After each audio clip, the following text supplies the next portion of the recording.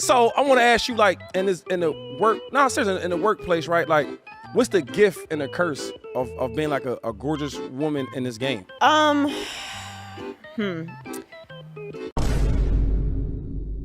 I think that the gift is, obvious. If you look a certain way, you have access to different things. But there's also there's a very dark side to it as well, because sometimes you don't reciprocate. How would I not know how hard it is to do the show I work on? You have to constantly reaffirm that you are good enough, that you belong there, and then always prove it. So I would just always say you gotta do twice the work to get half the opportunity.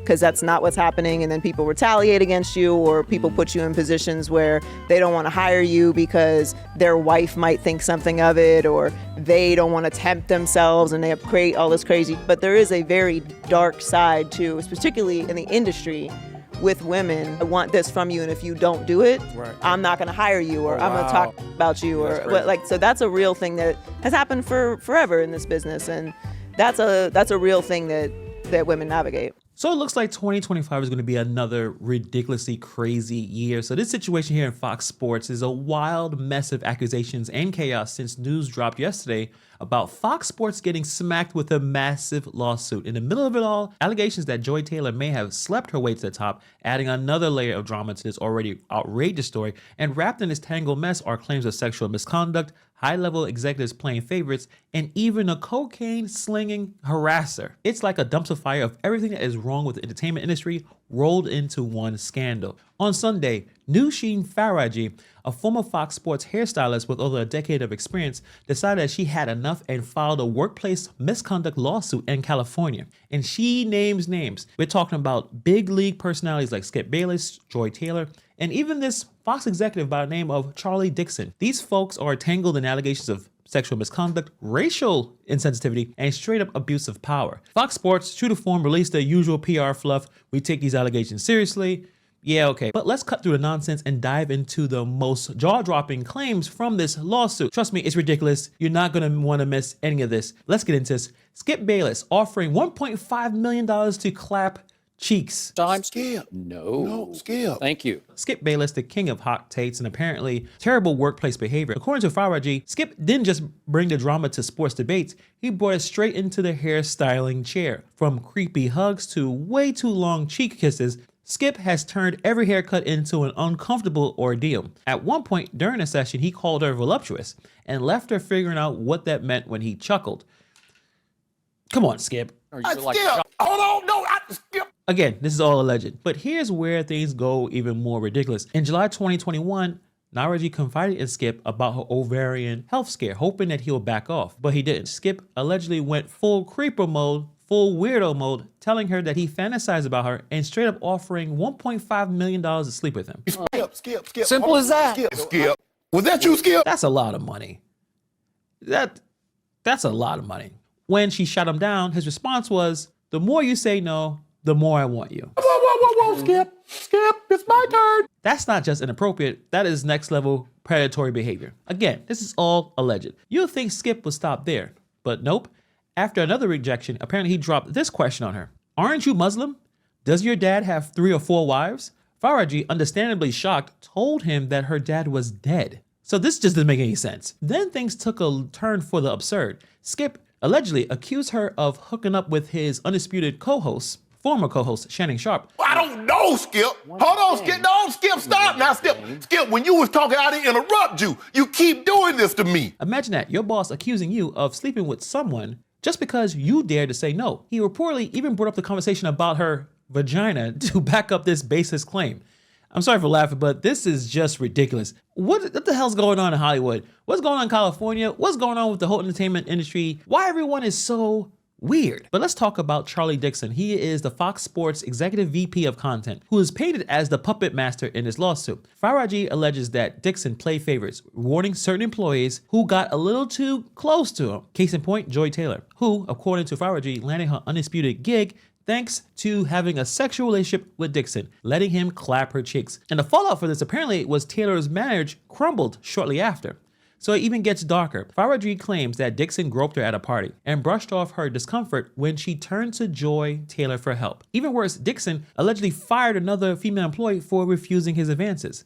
If this is true, this dude wasn't just bending the rules, he was shredding them. Typical Weinstein type behavior. Again, all alleged. Joy Taylor, she's the sister of the former NFL star Jason Taylor, in case you guys don't know. Her name is in this lawsuit mostly because she has been accused of playing along with this toxic system.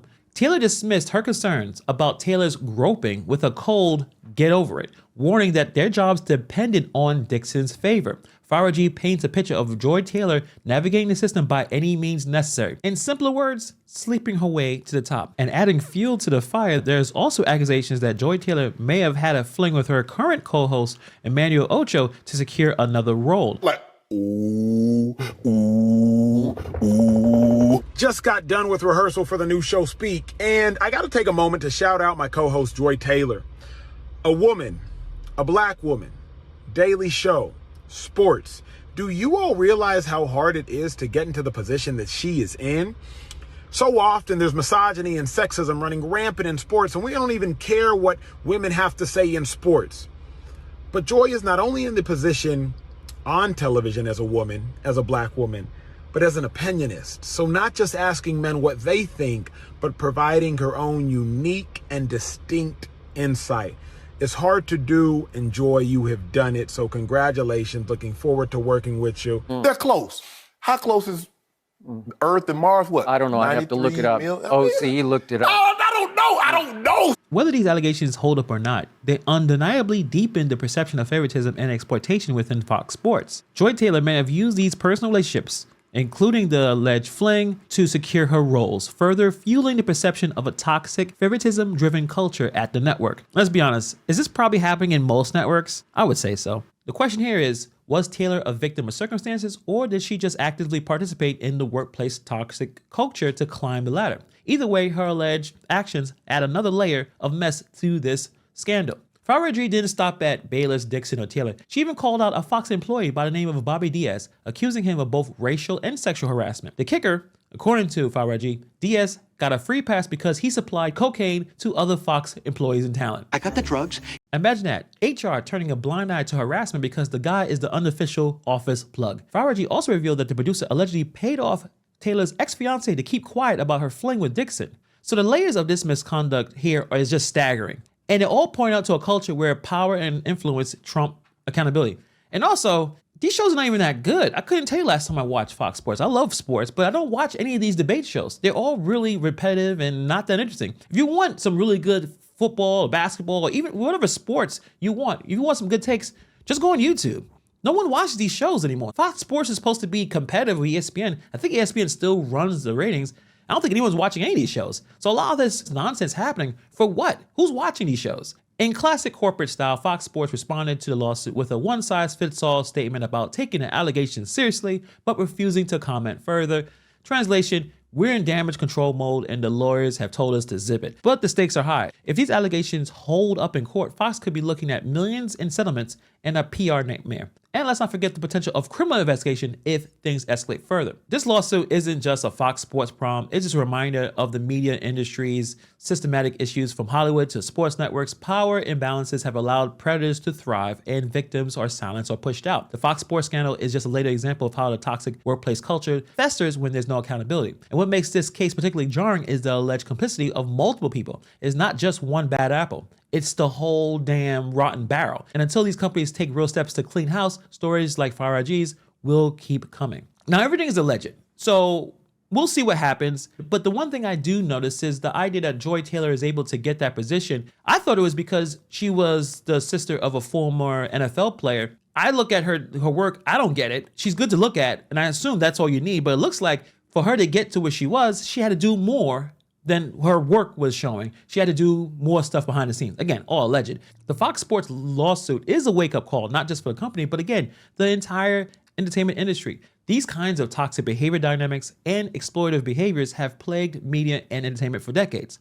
From the casting couches in Hollywood to behind-the-scenes deal in sports networks, the industry keeps proving that more things change, the more they stay the same. These stories are no longer be able to be swept under the rug, and it looks like some people are going to be held accountable no matter their rank or popularity. So we'll see what happens in this situation with this lawsuit. We'll see the responses from Joy Taylor. We'll see the responses from Skip Bayless or even Charlie Dixon. And if you see some major changes happening, then you know maybe there's some truth to this. I know Skip Bayless is no longer in Fox Sports. He was let go a couple of months ago, so he's just doing his own podcasting, but I'm sure he's going to respond to this. Let's see what happens to the other people. Let's see what happens to Joy Taylor. I know she has a show every day that I don't know who's watching. We'll see what they have to say. Let me know what you guys think about this story.